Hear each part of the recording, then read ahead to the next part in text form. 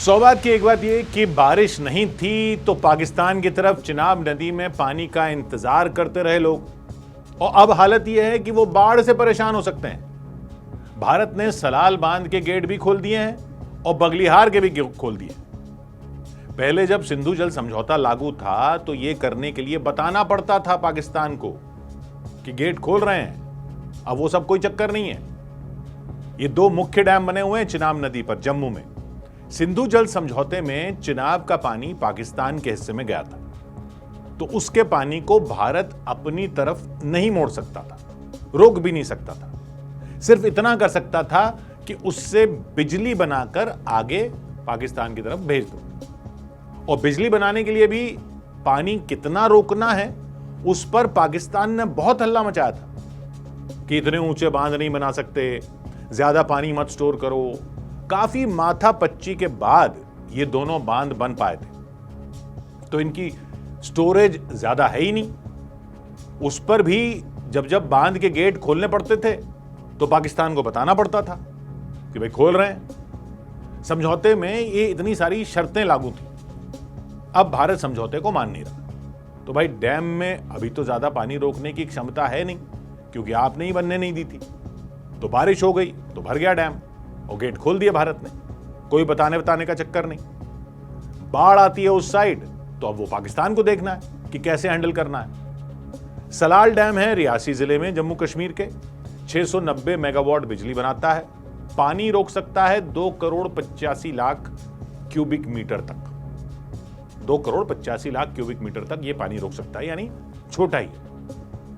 बड़ा बनाने ही नहीं देता था पाकिस्तान। क्या करें, छोटा है। दौड़कर शिकायत करने पहुंच जाता था वर्ल्ड बैंक के पास कि भाई बड़ा बना रहे हैं। तो लो अब खुद ही भुगतो।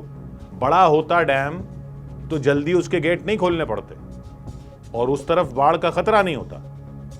बगलिहार इससे बड़ा डैम है। रामबन जिले में है ये डैम। 900 मेगावाट बिजली बनाता है और बिजली बनाने के लिए ये पानी रोक सकता है 42,82,00,000 क्यूबिक मीटर। लेकिन अब तक सिंधु जल समझौते के तहत इसमें सिर्फ मतलब रोक तो सकता है 42 करोड़ से ज्यादा, लेकिन अब तक इसमें सिर्फ 3,11,00,000 क्यूबिक मीटर पानी रोकने की ही मंजूरी थी।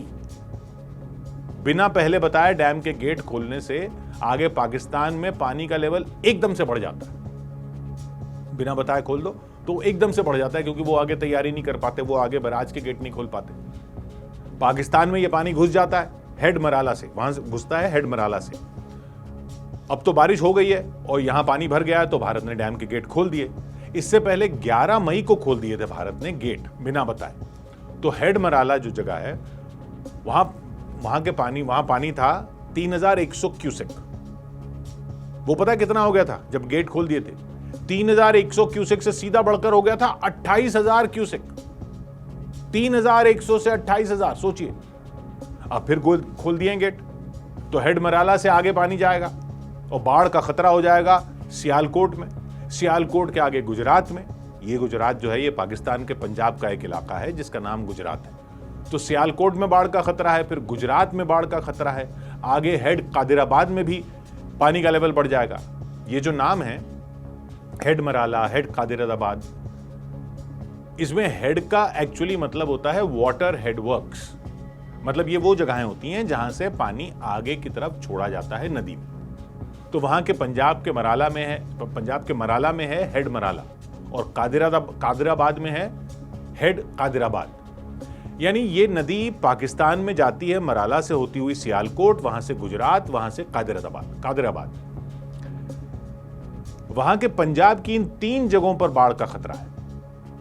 चिनाब वहां झंग जिले में झेलम नदी में मिल जाती है और बहावलपुर जिले में उच्च शरीफ नाम की जगह है, वहां पर सतलुज में मिल जाती है।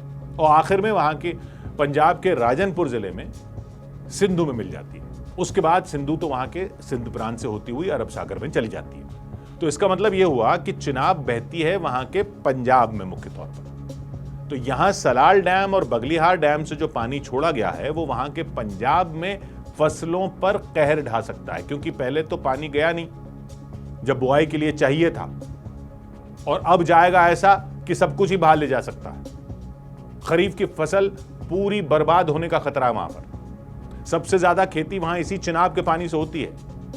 लेकिन जब एक साथ बिना बताए पानी जाता है तो पानी के साथ बहुत मिट्टी और गाद जाती है।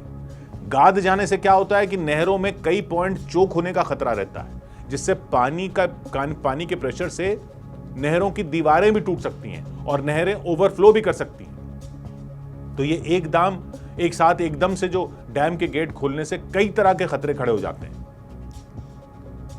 वहां के इसी पंजाब में धान की खेती होती है, कपास की खेती होती है, गन्ने की खेती होती है, मक्के की फसल होती है।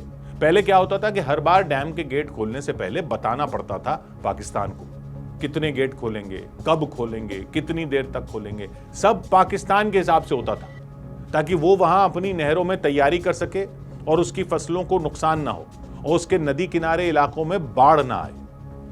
मॉनसून के मौसम में रोज बताना पड़ता था कि आज डैम में पानी का लेवल कितना है, कितना बढ़ा, कितना कम हुआ, सब कुछ बताना पड़ता था।